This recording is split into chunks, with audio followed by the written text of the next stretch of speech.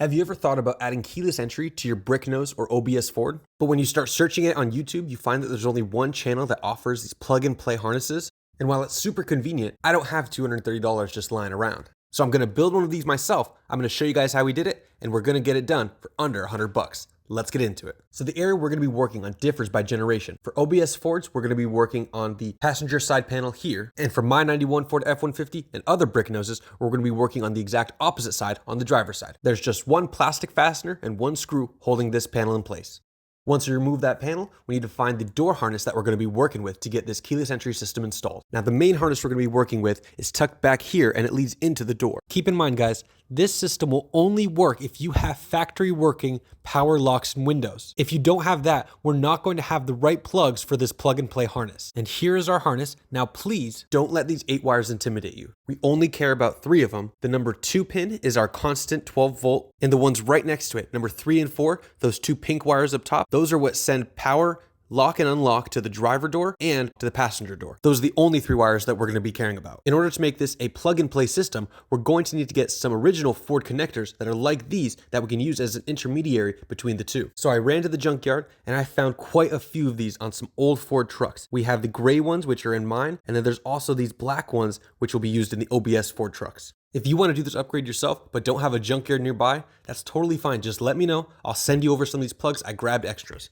All right, let's get into the actual build of this plug and play wiring harness. I got a brief disclaimer here for you guys. We need to make sure we get the right system. I decided to use the Avital system because they have these sweet new remotes, but this first one that I got, model 3103L, doesn't have relays inside the system. Without those relays, we'd have to make our own wiring system that looks like this, which is a lot crazier than what we're going to be doing. So make sure to get the right system. I ended up with this model 2103L. This one has relays already inside the unit, which makes it way easier and gets rid of that whole mess that we'd have to deal with. So let's open up the box and see what we have inside. First, we have these super duper unclear instructions. Really terrible. It's the worst. Don't even worry about those. Next, we have our actual system here and the keys attached to it. This thing has the relays already inside of it, so it is good to go. Now let's take a look at these sweet rectangular keys. The generation before this keyless entry system had the pear-shaped looking keys. They were just a little older, a little less sleek. In my opinion, these are cool trucks we're working on. They deserve a cool, sleek key. Next, we have the information here with a QR code. Next, we have our major wiring harness. That's the one we're going to really be digging into. And then we have our LED harness right here that has the little security light. We're not going to be using that. We also have our programming button wire here. We're not going to be using that either, but let's get everything else back into the box. We'll put that aside for now, and we will get into this wiring harness here. This is the main boy that we're going to be working with. But before we dig into the Avital wiring harness, let's get these old Ford plugs depinned and ready for repinning with our new harness. Like I said before, the color of the connector will differ based off generation, but these concepts are all going to be similar for either of the generations. Because my truck uses the light gray connector, we're going to be depinning that one for this project. You're going to want to grab a pick for this project. It's the most useful tool in depinning these connectors. Once we get this unplugged from itself, we're going to be pushing out these red fasteners, which keep the terminals in place.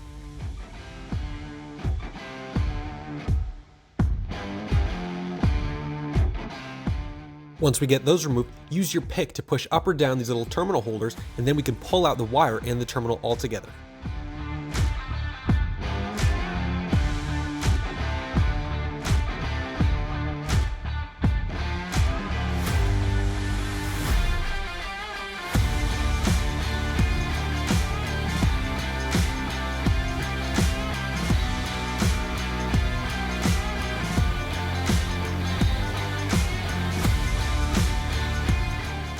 And there we go. We got one side of our connector depinned and ready to go. We'll do the exact same thing to the other side of the plug. Just push up or down on these terminal clips and the terminal and the wire will pop right out.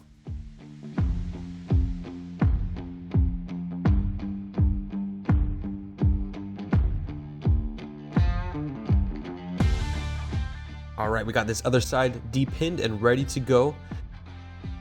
Now, these are the wedge lock terminals. This is how they're connected when they're inside of the plugs.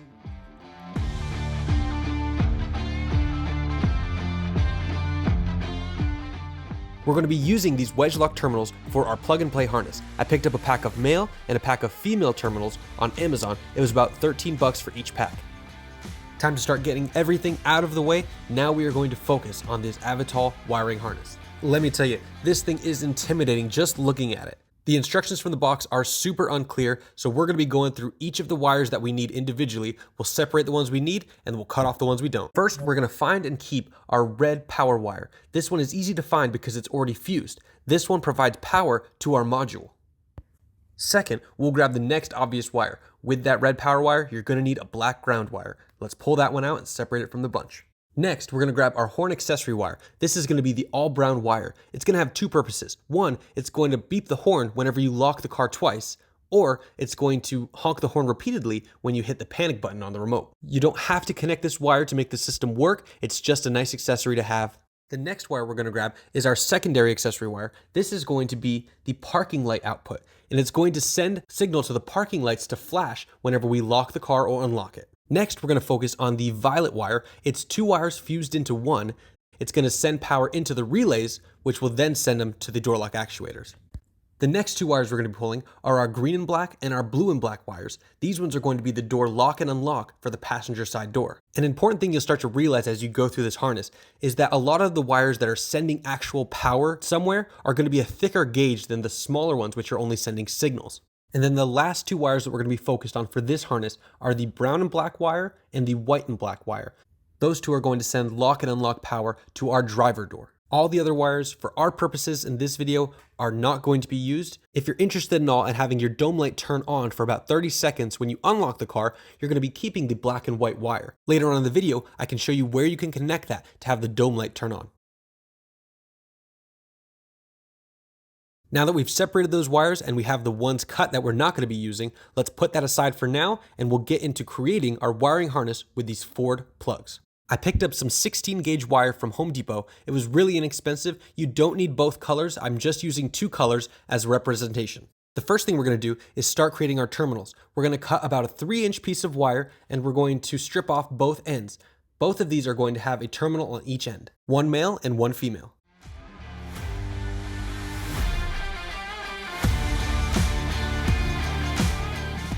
I picked up some crimping pliers on Amazon. They were pretty inexpensive at 20 bucks. Let's crimp on a male and female end to each side of the wire.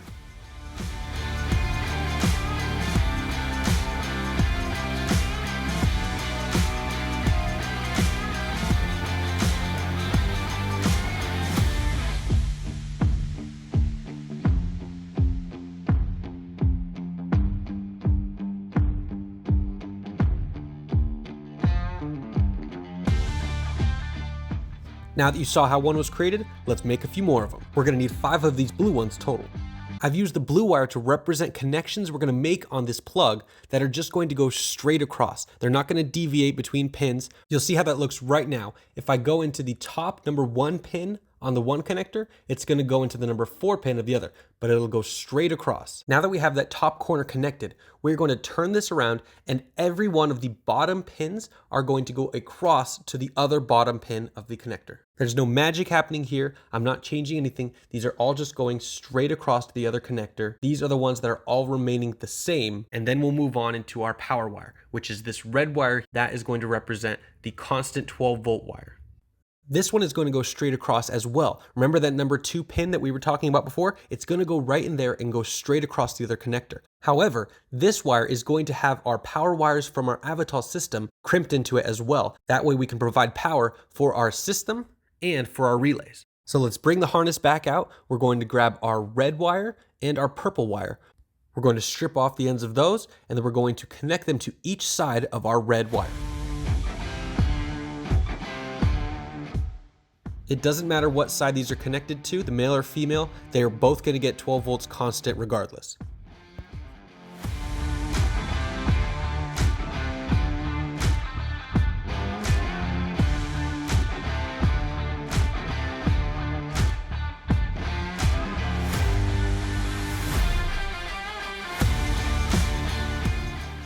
Now that we're done crimping those connections, we can install this into our number 2 pin on the one connector, and it will be our number 3 pin on the other connector. It's just going straight across.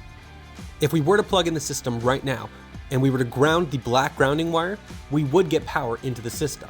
However, we don't have anything connected to our actuators yet, so that's the next thing we're going to focus on. Next, let's grab our brown and black wire and our white and black wire. Those ones are going to be on the connection side going to the driver door. It's going to be the lock and unlock. We'll get some male terminals connected to them, and those are going to be going onto the driver door side of our harness. The brown and black wire is going to be going on the inside pin. It'll be pin number 2. And then our white and black wire will be going on the most outside pin, pin number 1 for this side of the connector. That driver door side connector is all finished. We just have 2 more wires and 2 more pins that need to be connected. Let's grab our blue and black wire and our green and black wire and add some female terminals to those. We'll connect our green and black wire first. That's going to be going on the inside of the connector, pin number 3. And finally, we will have our pin number 4, the blue and black wire connected. And that is it, guys. We have our plug and play harness finished up here. We have 3 more wires that need to go somewhere. To make this look a little cleaner, you can grab some wiring loom plastic, or you can just get some tape and kind of tape this up nicely, make it look a little bit more finished, and keeps all those wires together. Let's not forget to reinstall our red fasteners to make sure everything stays in place and nothing gets disconnected.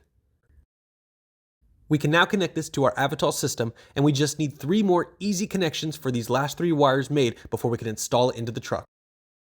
We'll strip off the ends of all 3 of these wires. For 2 of them, the parking light wire and the horn wire, we're going to be using these T-taps, so we can tap into the already existing wires for the horn and for the parking light. These things are super easy to use. We're just going to be crimping on one end for our parking light and then one end for our horn.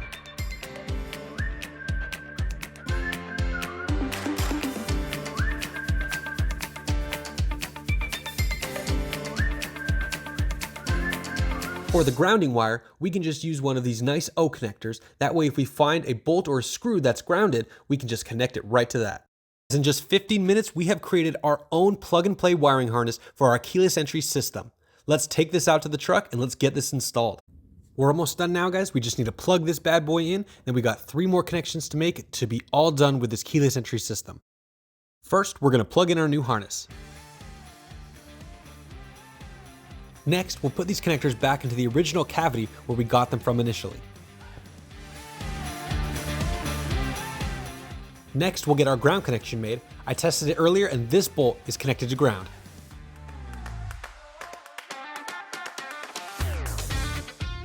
At this point, the system has power, it has ground, and it has the connections made to the lock and unlock mechanisms. So let's test and make sure that that works before we move on to the horn and to the parking lights. There we go, we got our lock and unlock. You can hear in the module the relays clicking and working on the inside. And now we have our passenger door lock and unlock. If you didn't want the horn and parking lights, then you would be all done with this keyless entry system. You can take the module and zip tie it somewhere up top to get it out of the way. But if you're going to go for these other accessories, we have 2 more connections we need to make. First, we're going to be focusing on this parking light wire. We're going to be looking at these other plugs that are near the emergency brake. The very bottom plug has a black wire and a brown wire connected to it. That brown wire is what we're going to be tapping into. That one's connected directly to the parking lights.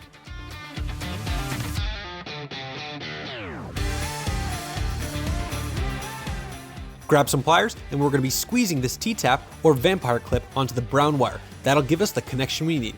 Now we can connect our white wire to it and give it a test. Now when we press lock and unlock on the remote, we'll get a signal from our parking lights that it's working. If you have cab lights up top, those will also flash when it locks and unlocks, which is actually pretty cool looking at night. And the last connection we'll be making for this is for the horn wire. First thing we have to do is remove the fuse kick panel here. Then all we have to do is take a look at the harness for the steering column. There is one yellow wire in this harness. That one is the one connected to the horn. All we got to do is tap into it just like the other one. Now that we have that connected, let's plug it into the wire and give it a test. And there it is, perfect. If you decide that you want your dome light to turn on when you unlock the car, all you have to do is take a look at this black and white wire here. This one here, you're going to be tapping into this black and blue wire right here in this connection. That one is connected right to the dome light, and that will make the dome light turn on when you unlock the car. But that is it. That's everything you need to do to create your own aftermarket plug and play keyless entry system for your Bricknose or OBS truck. Thank you all very much for watching this video. I really hope it helps you save some money on this. I am the worst at wiring, and even I could do it, so I know you guys can too. I'll see you on the next one, guys. Thanks for watching my auto adventures.